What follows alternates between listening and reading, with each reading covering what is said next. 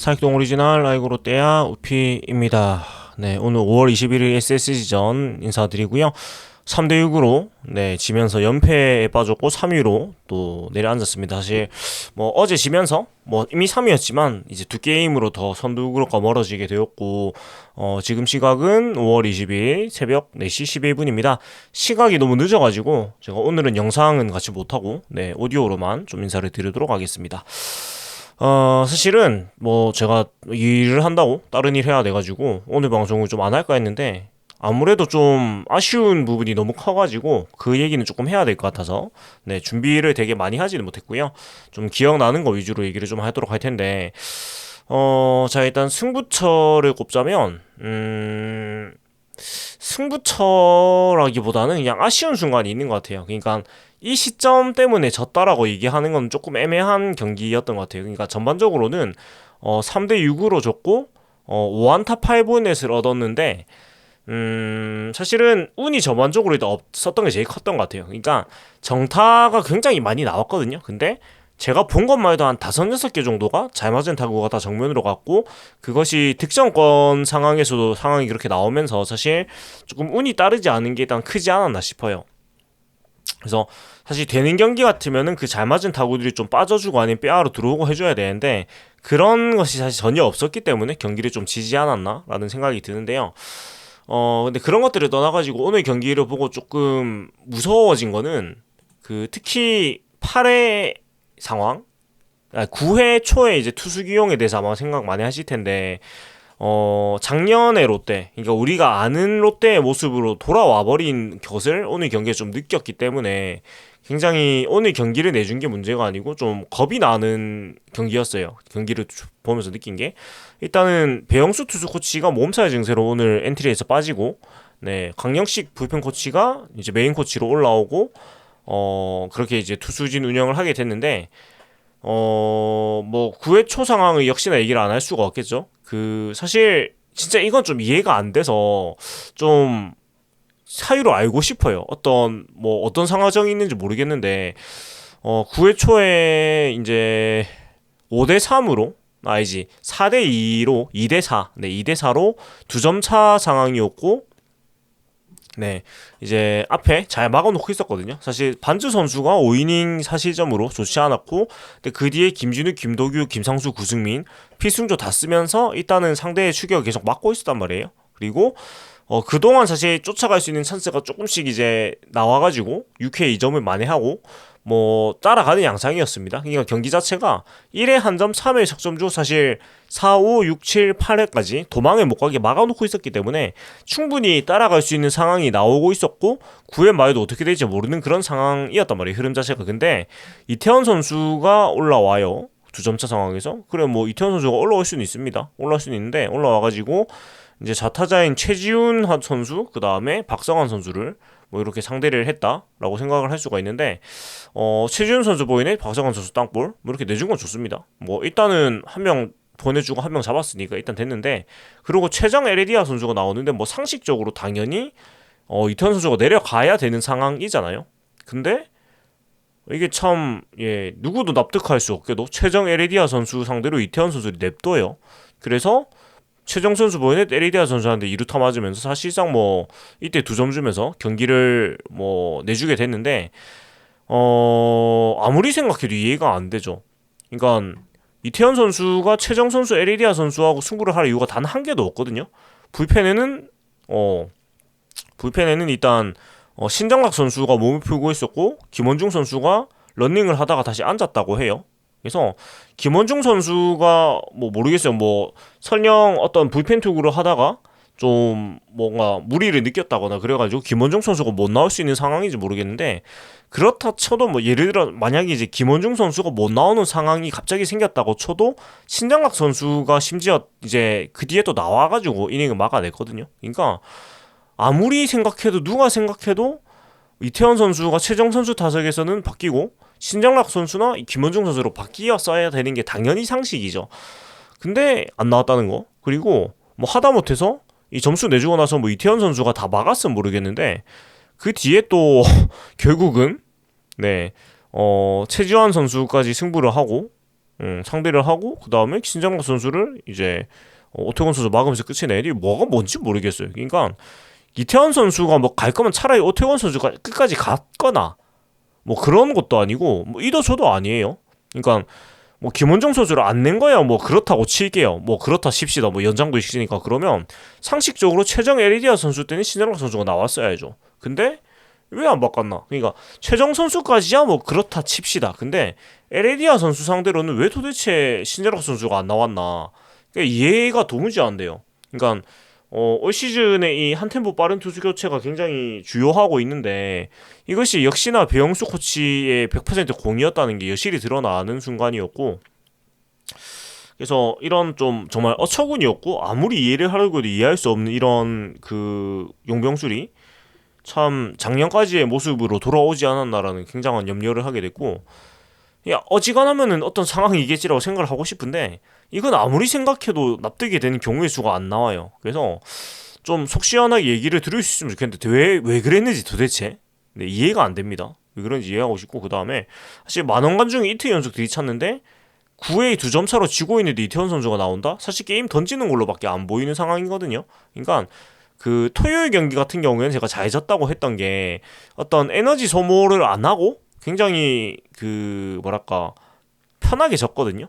그래서 차라리 뭐 체력을 세이브한다는 개념으로 있었는데 오늘 경기는 이기려고 하는 경기였고 필승조 다 투입했고 뭐 타자들도 굉장히 뭐 활발하게 투입을 하면서 이기려고 하는 경기였는데 9회에 이제 맥이 탁 빠지는 이런 기용을 했단 말이죠. 이해를 할 수가 없죠. 그래서 이거에 대해서는 사실 서튼 감독이 좀 해명이 있어야 될 것 같아요. 대체 왜 이랬는지. 예. 그리고 둘째는 일단 8회 상황 역시 얘기 안 할 수가 없는데 8회에 그 찬스가 오죠. 네, 8회 2점 차 지고 있을 때 일단은 사실 여기서 첫째로 아쉬운 게 일단 먼저 아쉬운 것부터 얘기하겠습니다. 그 안치홍 선수 보이넷, 그다음 윤동희 선수 보이넷으로 2-4, 1-2루 상황에서 이제 노진혁 선수 타석이 걸리게 되는데 여기서 이제 고효준 선수가 올라옵니다. 올라오는데 여기서 노진혁 선수를 대타 전준우 선수로 바꿔요. 그러니까 이게 저는 굉장히 어처구니가 없었거든요. 물론 뭐 자투수 자타자니까 뭐 할 수 있겠지만 근데 이게 데이터를 굉장히 많이 이제 보니까 일단은 노진혁 선수가 좌투 상대로 약한 거는 맞아요. 근데 여기서 한층 더 들어가면은 노진혁 선수가 고효준 선수한테 또 강했어요. 그리고 고효준 선수는 우타자한테 강해요. 그래서 데이터를 뭐 한층 두층 더 들여다보면은 노진혁 선수가 그대로 가는 게 상대 상성에서 더 맞았고 그리고 물론 결과적으로 전준 선수가 좋은 타구를 만들어내는데 이것도 사실 좀 정면으로 가면서 운이 없긴 했습니다만은 근데 노진혁 선수가 지금 올 시즌 내내 이런 상황에서 그러니까 7회 이후에 이런 클러치 상황에서 거의 뭐 사기에 가까운 말이 안 되는 성적을 보여주고 있거든요. 그래서 그리고 최근의 타격 감각도 그렇고 여러 가지 면에서 봤을 때 노진혁 선수가 그대로 가는 게 더 합리적인 선택이었습니다. 근데 사실 기계적인 좌우놀이로밖에 생각이 안 되거든요. 여기 전준호 선수를 낸 거는.